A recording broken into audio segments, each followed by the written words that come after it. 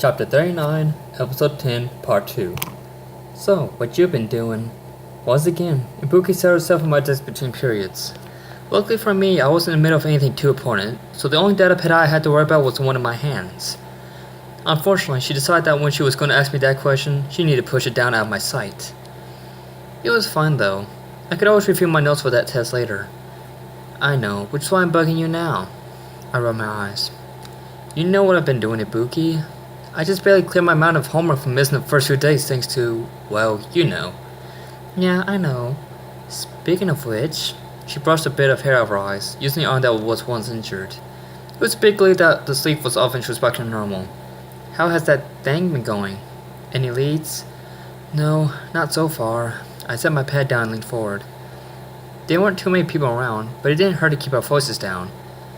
Then again, according to Colonel Snowcap, we aren't supposed to go around investigating things. We're supposed to leave it to police and wait until we're called in. Ibuki frowned at that. That makes you guys seem kind of useless, doesn't it?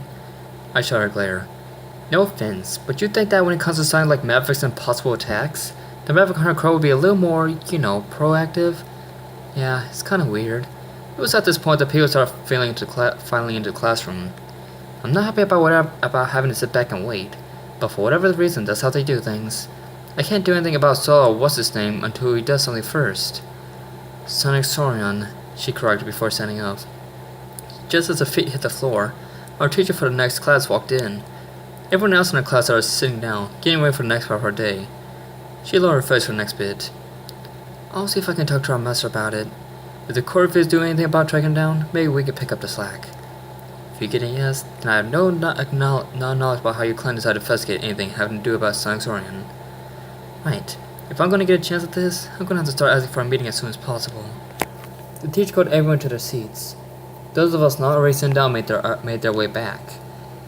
While they did, I could feel my facial muscles contorting. I was willing to bet I was looking confused. As soon as when? Now. You plan on giving class or something? Ibuki Scout gave me an offended look. I know she was just messing with me, but she wore the look well. Are you kidding me? Ibuki Misaki does not miss a second of class.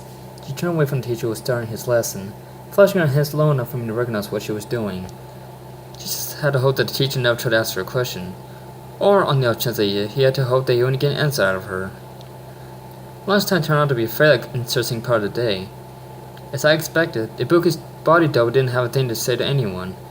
Thankfully, nobody around us thought that was odd. Mostly because we kinda just hung out with each other, but that's beside the point. I sat down at a table, lunch tray in hand filled with various cute objects that I was convinced that the cafeteria was trying to pass off as food. I took a bite of one block, and for some reason I got a taste of something that I think was supposed to vaguely resemble meat. Needless to say, one bite was enough to convince me to put it down. I could grab something to eat after school. I had gotten a message from Sensei. Apparently, something came up in his family earlier today and he had to cancel his classes. Convenient, considering that I'd made the mistake of eating before I could last one time and decided never again after the whole experience. I took the soda, which thankfully was soda, and started sipping away at it as slowly as I could. I wanted to last as long into the break before I ran out. It was the only satisfying thing I was going to have that whole time. The point became abundantly clear when one of the last people I'd want to see sat down in front of me. Her own tray filled with the same kind of blocks that were on mine. She didn't say a word at first, instead opting to do the same thing I'd done with my food. Take a chance on a bite. What happened next was pretty much what I expected from her, though saying that is like saying you could predict what would happen if you left Megaman all day and getting excited when you're right. She scrunched her face tightly, grabbing a napkin from my tray. Rude. She shook her head, her blonde hair whipping fairly sharply behind her. She stopped long enough to gracefully spit out the bite.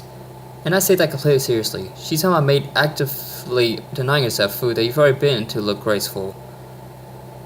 Before sitting it down and laying out a sound of disgust. Ugh, how does anyone manage to eat this garbage? I had to bite back my response, going as far as my mind to go blank.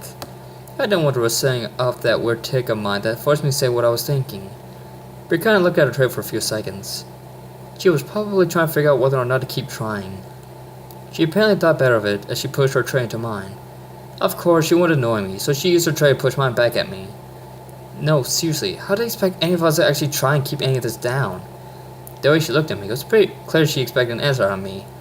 I didn't answer her for a moment, letting her stew. Instead, I looked around. There were a couple of people watching us, probably hoping we'd get into another fight. Sadly for them, I wasn't going to make that mistake again. I sighed.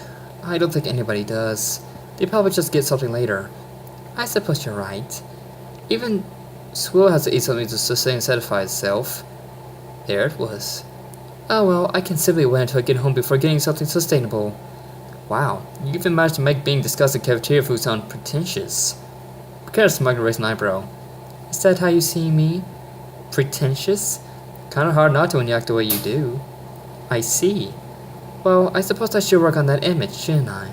It won't do for my father if his daughter builds the image of a potential ruffian at school. If he can't keep his own child under control, how can he possibly manage anything that's happening in his own company? If I remember correctly, you were the one who started the fight. Yes, I suppose you're right. She did love supposing. And I do apologize for my behavior that day. I fought back an eye roll. I didn't buy that apology for a second, but I figured that if I was going to do anything for the great good over the course of the week, it might as well act like I want to save face. I'm sorry, too. That's when her smirk grew. Indeed, I do regret the way we got acquainted on that day. Perhaps, if I'd been a better person, I would have succeeded in causing damage to that leg of yours.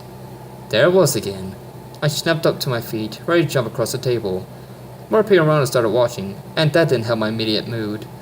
I'd taken her bait, and now I was getting embarrassed on top of angry. Luckily, before I got my chance to get myself kicked out of school, a hand slapped me hard on the shoulder and held me in place. Hey! A cold, familiar voice said from behind. Ibuki came around to my side, a big smile on her face. I didn't even know she made it back to school. Sorry I'm late. Coach Fur wanted to talk to me about joining a sports team. Oh, I wasn't aware you'd be joining us for lunch, Miss Yamisaki. Well, I also know where you'd be keeping my friend company, she smiled at Berkana. Thanks, but I'm afraid I have something important to talk to Iris about in private. Maybe you two could finish your conversation some other time? Berkana never dropped her smile, though it did fade the slightest bit. I'm guessing she was trying to bait Ibuki like she did me. Ibuki wasn't having it, though. Berkana stood up, picking up her lunch tray. Very well. We can talk at a later time. Not likely. Farewell. It wasn't until she was at what I thought was a safe distance before I sat back down myself. It was at this point that I could feel how hot my face was. I'd let it get to me, and if I were my best friend, I wouldn't let it go. You okay? That was why I loved having her as a friend. I will be pretty soon. I can't believe I let it get to me like that. Ibuki waved her hand. I wouldn't worry about it too much. I get the feeling that she's going to do that a lot while we know her. As long as you don't put too much weight behind her words, you won't have much trouble with her. I put my hand in my hands. Yeah, I guess you're right. Maybe I could try letting my mind go somewhere calm when I'm like that. Not a bad idea. She sat down here with a sandwich in hand. Seeing actual food in front of me made me mad, though not the same kind of mad I was with Berkana. Why couldn't I have something I could eat? It's better than getting into another fight. I hear you're on thin ice with both the school and your karate teacher. Thanks for that reminder. Sorry. I turned to wave my hand. It's fine. How did your trip go? Pretty well. I caught my meeting, and I was able to convince the master pretty quickly. He sent out some scout ninja, and they were able to do some quick research on Sorion. She sat that pen on the table, which I picked up. On the screen looked to be some kind of report on the Maverick I'd lost at Shopping Arcade. A 3D model of him rotating on screen, with different spots on him being pointed out as the model turned. What did they find out about him?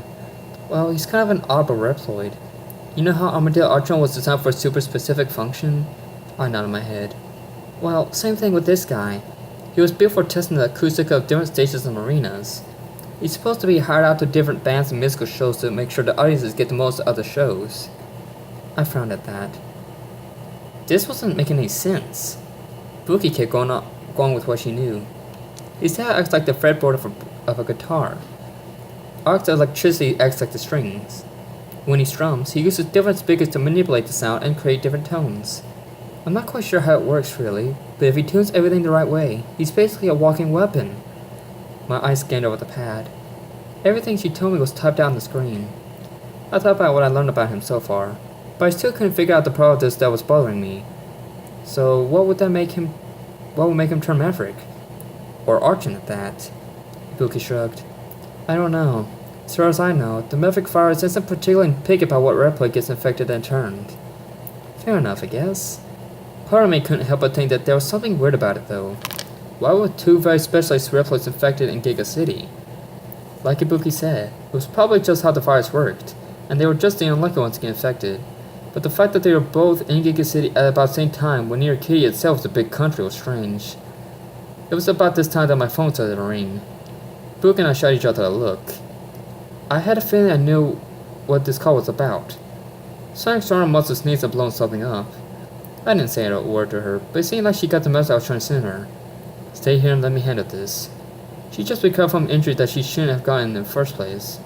The last thing I wanted was for her to jump in another battle and get hurt again. I walked quickly out the cafeteria, snapped the phone to my ears and answered the call in one smooth motion. It would have looked nice if I could have seen it for myself. It's Iris. What's going on?